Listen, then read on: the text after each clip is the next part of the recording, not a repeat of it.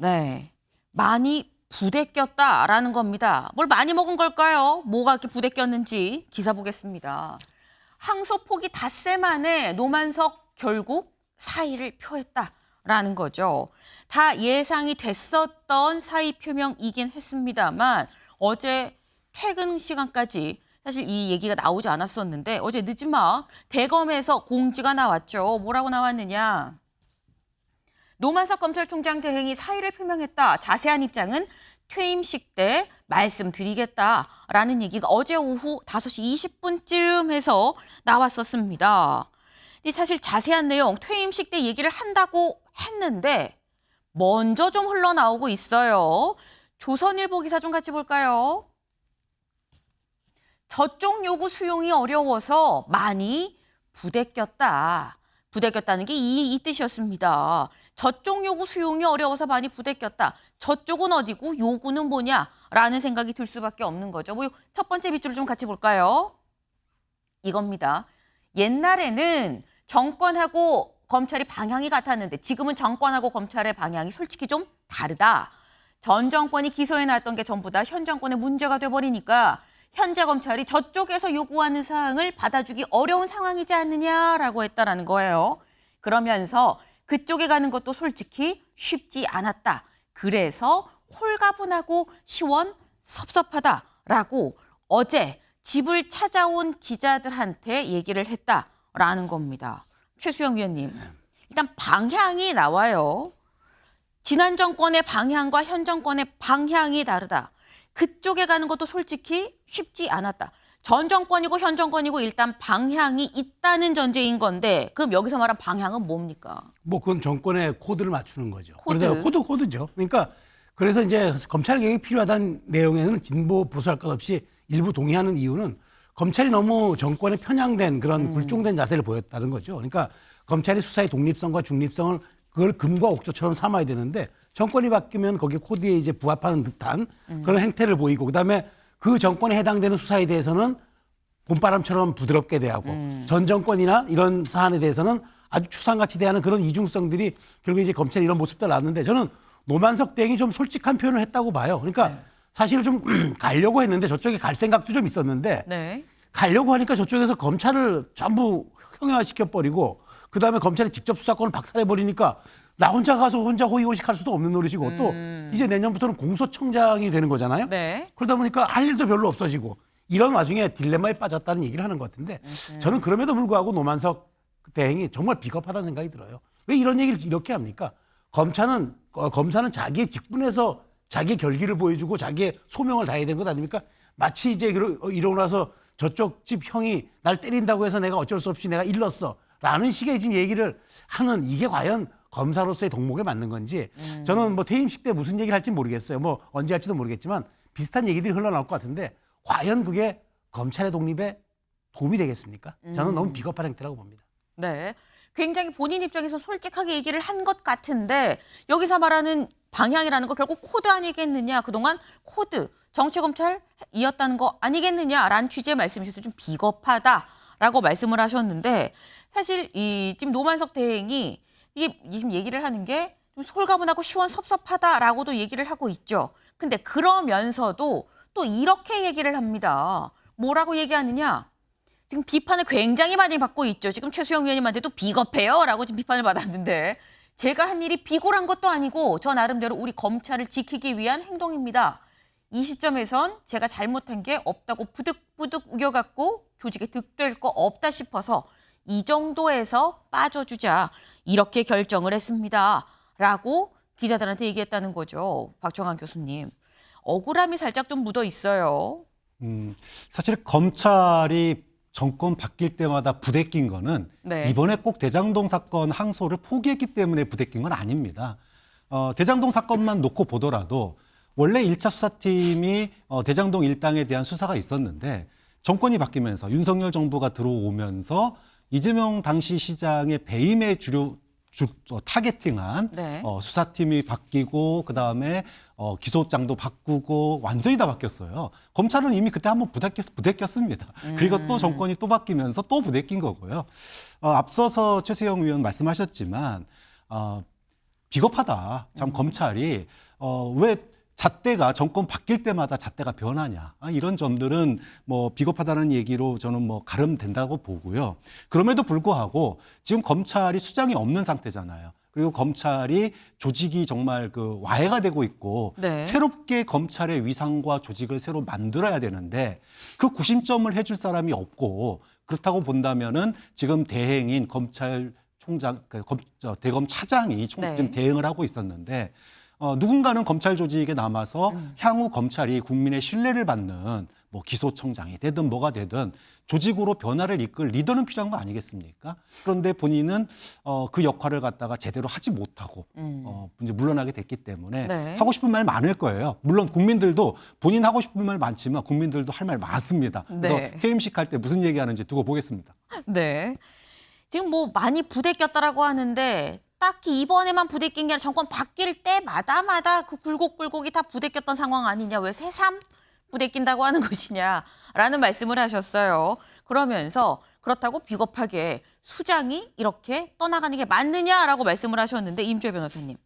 사실 노만석 대행도 대행이었는데 지금 그만둔 거거든요. 그럼 대행의 대행으로 이제 기조실장이 맡는다고 하는데 이 체제 괜찮나라는 생각이 실제로 좀 듭니다. 그렇죠. 저도 우려스러운 지점은요. 지금 검찰의 지휘부가 흔들리고 있습니다. 네. 대행의 대행은 초유의 상태인데 검찰은 이 사건만 담당하는 조직이 아닙니다.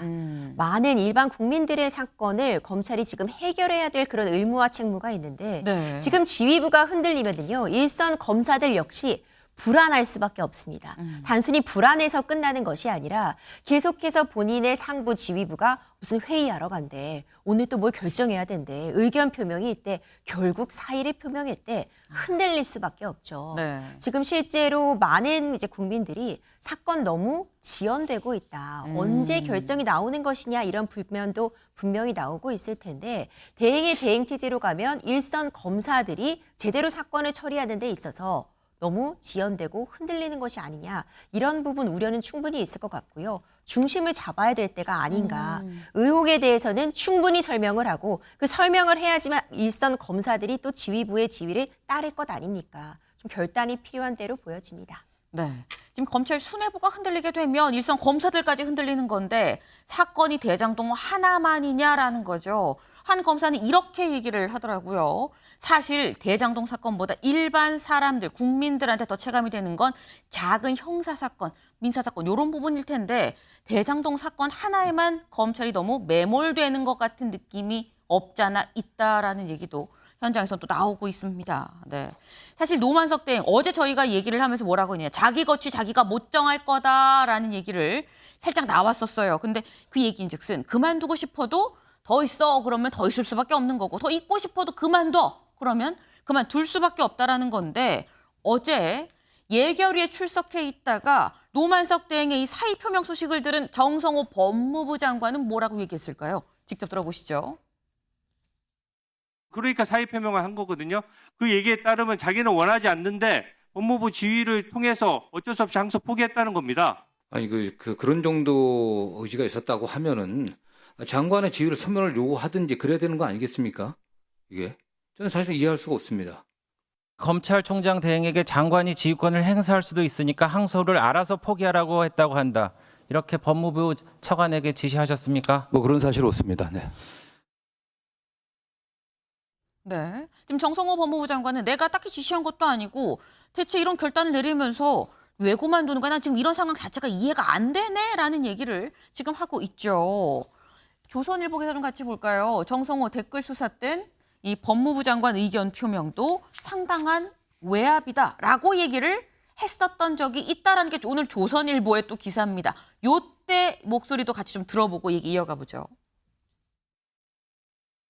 그다음 국정원 댓글 사건 관련해서도 그 당시 2013년도에 후보자가 그 국정감사에 나와서 증언할 때도 사실은 뭐 그것이 지시는 아니라고 하더라도 아니라고들 얘기를 하지만 뭐 공식적으로 그렇게 지시를 했겠습니까? 상당한 정도 외압으로 느꼈다고 하는 것이 또 사실로 드러났었고 또 이런 부분에 관련해서는 분명한 기준과 원칙을 세워야 됩니다.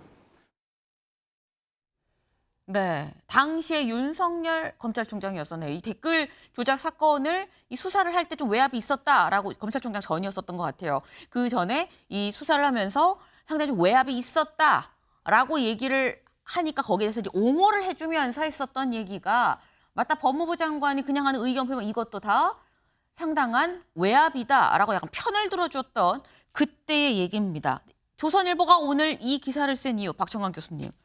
조선일보는 저 때는 맞고 지금은 틀리냐 뭐 이런 얘기를 지금 하는 것 같아요. 네, 저는 조선일보가 선택적 그 따옴표를 따가지고 인용을 했습니다. 왜 그때는 법무부 장관 의견 표명도 외압이라 그래놓고 본인은 의견만 표명했는데 뭐 수사 지휘한 거 아니라 그러느냐. 네. 아마 그 점을 비판하고 싶었던 것 같아요. 자, 그런데 그 뒷말도 있거든요. 제가 정성호 법무장관 뭐 대변인은 아니지만 네. 그 뒷말이 뭐냐면 기준과 원칙에 따라야 된다라는 거예요. 왜 그때 다르냐라는 겁니다. 예를 들어 항소 포기도 마찬가지죠. 윤석열 전 대통령 구속 취소 때 항소 포기했을 때는 지검장 중에 누구 항의 한 명이라도 한 사람이 있습니까? 아무도 안 했습니다. 그런데 이번 항소 포기에 대해서는 온 지검장들이 들고 일어나요. 기준과 원칙이 없는 거죠. 그러니까 정성호 법무장관이 지금 얘기하고 있는 것은 뭐 그때 말이 달라지는 것도 물론 비판받아 마땅하지만 중요한 건 정권 바뀔 때마다 부대낄 텐데 그 부대낄 때 검찰이 자신들의 원칙과 수사나 항소의 잣대가 원칙이 필요한데 정권 바뀔 때마다 그 잣대가 바뀌니까 이 부분에 대해서 국민들이 아까 말씀드린 것처럼 비겁하다는 얘기도 나오는 거고 참 검찰이 갈대 같다 이런 비판도 받는 거고요. 저는 그런 점에서 정성호 법무장관의 비판도 우리가 뒷얘기까지도 한번 다 들어볼 필요가 있다라고 봅니다. 네, 정성호 법무부 장관 말이 바뀌었다라고 얘기하기 전에 정권 코드에 맞춰서 알아서 풀이 눕는 것처럼 누웠던 검찰이 더 문제다라는 말씀을 지금 하신 걸로 좀 이해가 됩니다. 네. 어쨌든 지금 현재 노만석 대행은 그만둔다고 얘기를 했죠. 그런데 지금 이 정성호 법무부 장관은 왜 그만두는 거야? 이해가 안 되네. 라는 지금 이런 얘기예요. 여기에 왜 그만두는지 모르겠네.의 방점이 지금 찍힌 걸로 들리는데 노만석 대행이 사의를 표명하고 불과 한 1시간쯤 지났을까? 대통령실에서 알립니다라는 공지가 나왔습니다. 뭐라고 나왔느냐? 법무부 장관으로부터 노만석 검찰총장 직무대행의 면직안이 제청이 되면 수리를 하겠다는 방침입니다. 라고 알림이 왔어요. 최수영 위원님. 또 청와대에서 근무를 하셨었으니까 통상 면직안이 장관에 의해 제청이 돼도 이거를 받을 거야 말 거야 그 고민하는 시간이 있고 그 고민하는 시간 동안 언론도 받을까 말까를 또 기사로 쓰기도 하거든요. 근데 제출이 되면 수리를 하겠다라고 사전에 쿨하게 초고속으로 지금 딱 이거 수리합니다 방침을 알렸거든요. 어떻게 해석해야 됩니까? 그러니까 이거 한마디로 표현하면 기다렸다는 뜻이잖아요. 근데 저는 이걸 보면서 이제 궁금증이 풀렸다. 이거 생각이 드는 게 뭐냐. 네. 이래서 대행체제를 했구나. 정말로 죄송합니다. 검찰총장을 청문회 거쳐서 임명한 총장이라면 이렇게 쉽게 사의 표명하고 받아들일 수 있을까요? 못하죠. 대행이잖아요. 대행이니까 만만한 거예요.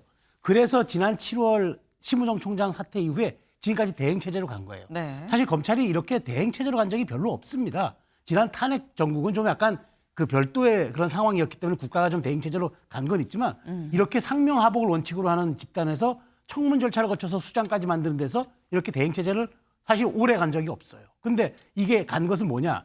결국에는 만만해 보이는 노만석 대행이 이런 일들을 처리하고 나서 결국엔 외압과 내품을 그러니까 외품과 내품 다 못 이긴 거죠.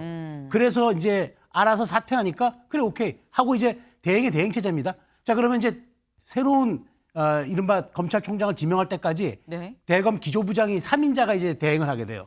그러면 더 취약하고 더 흔들리죠. 지금 좀 전에 그 검찰 레벨 리더십에 김 변호사님 주셨는데 이렇게 되면 검찰은 갈대가 아니라 완전히 누운 풀이 되는 겁니다. 그러니까 흔들리는 갈대 정도가 아니에요. 그러니까 저는 이런 걸 기다렸는가. 그렇게 해서 사실상 검찰을 형해화 무력화시키고 그다음에 노만석 대행의 얘기를 보면은 뭔가 기대하는 거 있을 것 같아요. 그 뭐냐면 검경 수사권 이제 다시 한번 조정할 때 우리 보안 수사권 줘. 우리 이제 경찰에 너무 다 넘기지 말고 그거 하나 좀 챙기려고 해서 정권의 입맛에 맞게끔 조금 자기가 했는데 이제 용도가 다 있으니까 폐기되고 또 다른 3인자를 이제 총장 대행시킴으로써 용산의 뜻대로 모든 것들을 좌지우지하고 사실상의 검찰총장은 지금 법무장관 된 얘기가 있거든요. 그런 것들이 녹아있는 그 메시지가 아닌가 좀 보는 거예요. 네. 지금 쭉 말씀하신 게 최수영 위원님의 생각이다. 아마 이런 것 같다라는 최수영 위원님의 생각이에요. 근데 지금 요 사안에 대해서 어제 노만석 대행 사표 쓰고 안 쓰고 요 얘기를 두고 어제 국회 법사위도 사실 열렸죠. 항소 포기와 관련해서 법사위가 어제 열렸었습니다. 거기서도 이 얘기가 계속 터져나왔다는 거거든요. 들어보고 오실까요? 장관께서는 이재명 대통령하고 교감하고 그 뜻을 법무부에서 분명히 말씀하시고 결국 법무부 차관께서 그 전달한 거 아니겠습니까? 이때까지 검찰은 그래도 우리 국민들을 위해서 행주 역할 정도는 했어요. 그런데 이제 그냥 걸레로 만들어가지고 갖다 버리실 생각입니까? 항소 포기시키는 게 그 걸레로 만드는 거예요. 국가기관을. 윤석열한테는 아무 말도 못하고 김건희한테는 아무 말도 못하고 왜 이재명 정부에 대해서는 자기들이 안 하고 항소 안 하고 선택적 항명을 하느냐 이거죠. 내란 숙에는 나라를 주권을 도둑질하고 수천억을 날렸는데 국민의힘 정당은 그때는 동조하고 있다가 이제 대장동 조작 수사가 나타나니까 민심을 뒤집으려고 억지를 부리고 있는 것입니다. 네, 어제 법사위에서 고성이 난무했다라는 표현이 적절할 것 같습니다. 볼까요? 노만석, 그 정도 의지면 집이 요구했어야지.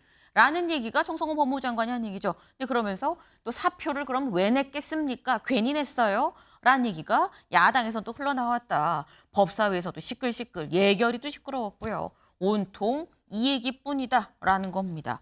하지만 어쨌거나 일단 항소는 포기가 된 상태인 거죠.